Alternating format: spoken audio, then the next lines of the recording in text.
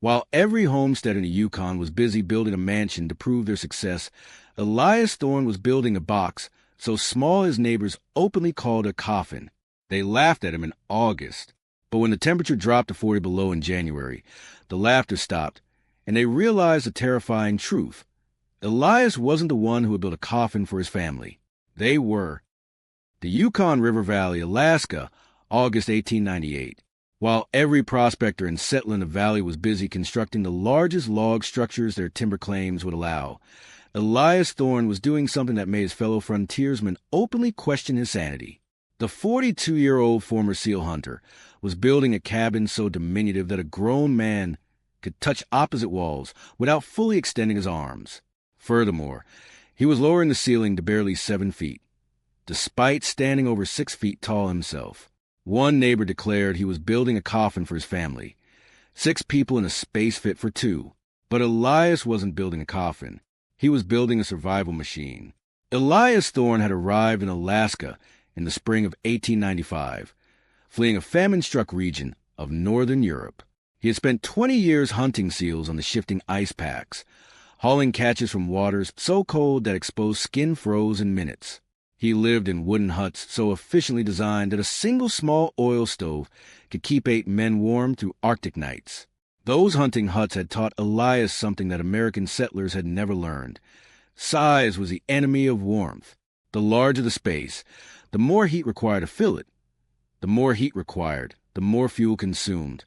The more fuel consumed, the more labor spent cutting wood instead of hunting or mining.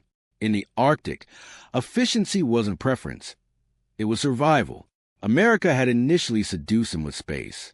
His first Alaskan winter was spent in a rented cabin near Circle City, a generous structure with high ceilings and large rooms that the previous owner considered properly civilized.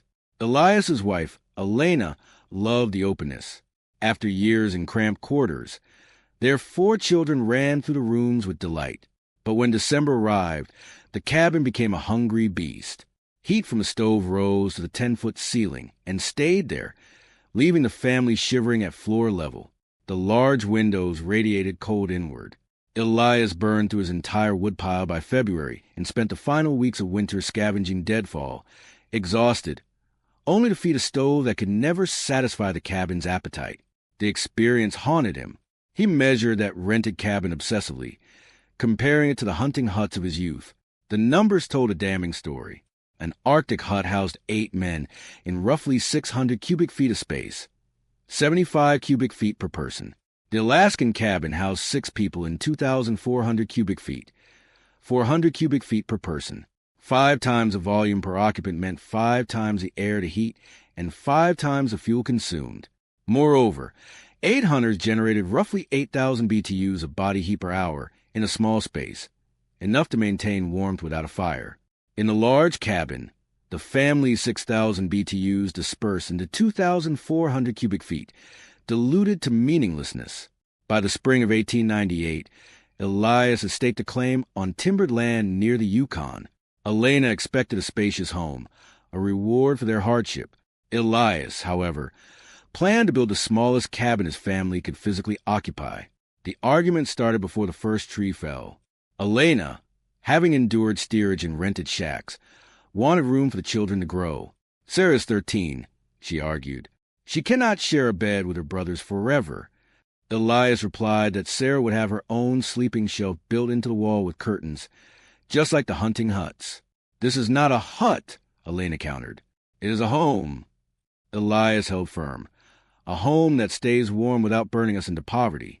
Elias sketched his plans. A cabin measuring 16 feet by 14 feet, with a ceiling barely 7 feet high. The total interior volume was roughly 1,500 cubic feet. By local standards, it was absurd. His nearest neighbor, a prospector named Silas Kincaid, rode over to offer unsolicited advice. Thorne, that's not a cabin. Kincaid scoffed at the foundation markers. That's a pantry with ambition. You need a big stove and a big room to breathe. Elias simply replied, In the ice fields, we survive differently. Kincaid shook his head, warning that the deep Alaskan cold would kill them in such a box, and refusing to take in the widow when Elias inevitably froze. Even the local women intervened. Kincaid's wife, Martha, approached Elena after a gathering, expressing concern that the plan was barely fit for animals. Ingrid, initially opposed to the plan herself, found her defiance stirred by the condescension of a woman who had never survived a polar night. "My husband knows what he is building," Elena lied, defending Elias. That evening, she watched Elias calculate volumes. He explained that heating a space meant heating air. A 2,400 cubic foot cabin contained about 180 pounds of air to heat. His planned 1,500 cubic foot cabin contained only 112 pounds, a 37% reduction in fuel demand before even considering heat loss through walls. The construction began in late July.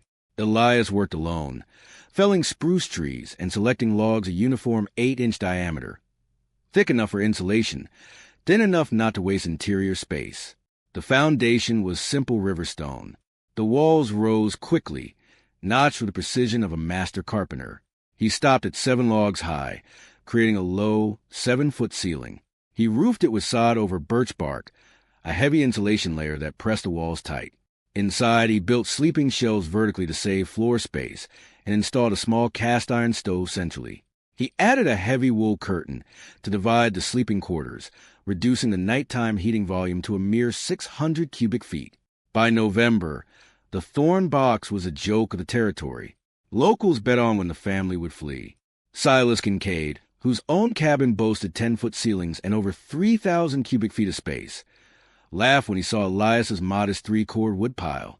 "I burned that by Christmas," Kincaid bragged. But when the first serious cold hit minus 50 degrees, the reality shifted. Kincaid burned around the clock, yet his family shivered as the heat pulled uselessly at his high ceiling. Elias, conversely, fired a small stove for 2 hours, then let it die to coals. The family's body heat, concentrated in a small volume, kept the cabin at 58 degrees. January brought a blizzard that buried the valley and dropped temperatures to minus 34 degrees for a week. Kincaid's cabin became a freezing hell. He woke every 2 hours to feed a voracious stove, eventually burning fence rails and furniture when his supply dwindled. His children suffered frostbite inside their own home. Meanwhile, the Thorne family lived in a quiet, warm bubble. The 6 of them generated enough metabolic heat to keep the small, curtained sleeping area in the mid-40s without a fire. The low ceiling kept the warm air right where they stood. Elias burned less than 15 pounds of wood a day, while his neighbors burned hundreds. On February 3rd, Silas Kincaid knocked on Elias's door. He didn't come to mock. He came because his wood was gone and his family was freezing. Stepping into the Thorne cabin, Kincaid was disoriented by the even, comfortable warmth generated by a tiny stove and 6 human bodies. Elias showed in the logbook. Average temperature 54 degrees. Total would consume since November roughly 1.5 cords. Kincaid had burned 6 cords and was still cold. "You heat space you cannot use," Elias explained. "I heat the space where we live." Kincaid, humbled, asked to be taught. When Kincaid's brother arrived that spring with plans for a massive American-style lodge, Silas took him straight to Elias. "This little box burned 3 cords while I burned 8 and almost died," Silas told his brother. The logic of the Thorne box spread. By the following year, new settlers were building smaller, lower cabins. Even the Kincaids installed a false ceiling to lower their headroom. Elias Thorne never bragged, but his coffin had proven that in the unforgiving Alaskan wild, a small home was the only true luxury.